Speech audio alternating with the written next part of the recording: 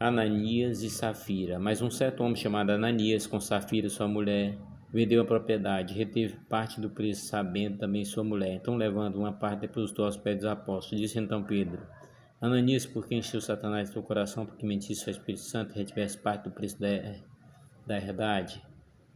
Guardando não ficava para ti, e vendido não estava em teu poder, porque formaste desígnio em teu coração, não mentiste aos homens, mas a Deus.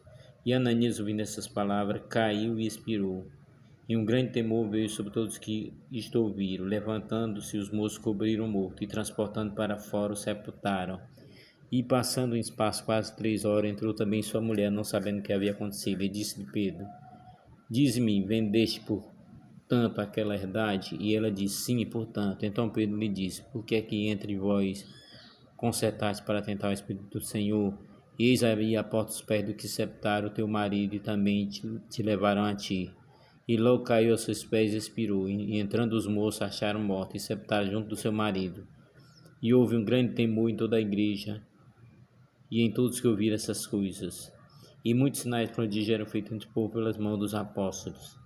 E estavam todos unanimemente no alpendre de Salomão. Dos outros, porém, ninguém ousava juntar-se a eles, mas o povo tinha em grande estima.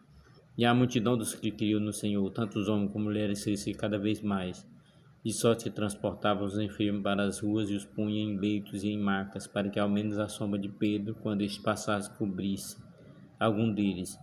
Até da cidade circunvizinha concorria muita gente a Jerusalém, conduzindo enfermos e atormentados de espírito imundo, os quais eram todos curados. E levando-se o sumo sacerdote e todos que estavam com ele,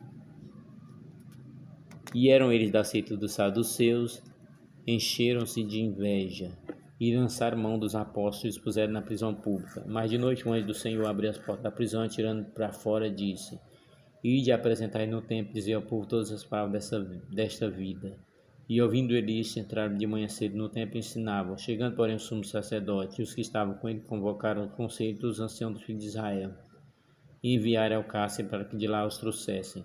Mas tendo lá ido, os servidores não acharam na prisão, e voltando-lo anunciaram, dizendo: Achamos realmente o cárcere fechado, com toda a segurança, e os guardas que estavam fora diante das portas, mas quando abrimos, ninguém achamos dentro.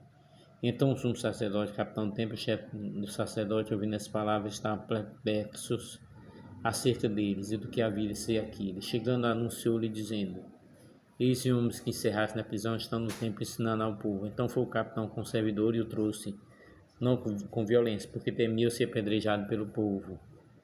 E trazendo-os apresentava ao conselho. E o sumo sacerdote os interrogou, dizendo: Não vos obstamos, não expressamos que não ensinasse desse nome? E eis que encheste Jerusalém dessa vossa doutrina, quer lançar sobre nós o sangue desse homem. Porém, respondendo Pedro e os apóstolos disseram: Mais importa eu obedecer a Deus do que os homens. O Deus de nossos pais assustou a Jesus, o qual vós mataste, suspendendo no madeiro.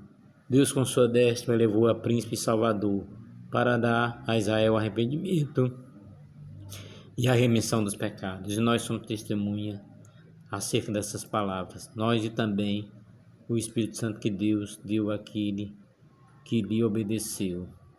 E ouvindo ele isto, se enfureciam e deliberavam matá-los. Mas levantando-se no conselho um certo fariseu chamado Gamaliel, doutor da lei, venerado por todo o povo, mandou que por um pouco levasse para fora os apóstolos e disse: Homens de Israel, cautelai-vos a respeito do que haveis de fazer esse homem, porque antes desse dia levantou-se Teuda, dizendo que se alguém que se juntou ao número de 400 homens, o qual foi morto, e todos que lhe deram ouvido foram dispersos e reduzidos a nada.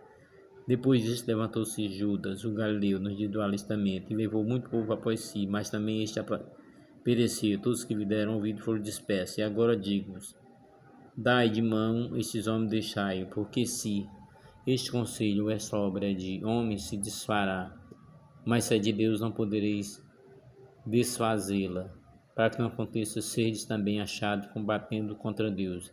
E concordaram com ele, chamando os apóstolos no açoitado, mandaram que não falasse do nome de Jesus e o deixaram ir. Retiraram, pois, da presença do conselho, regozijando-se de ter sido julgado digno de padecer afronta pelos nomes de Jesus. E todo dia no templo e nas casas não cessavam de ensinar e de anunciar a Jesus Cristo.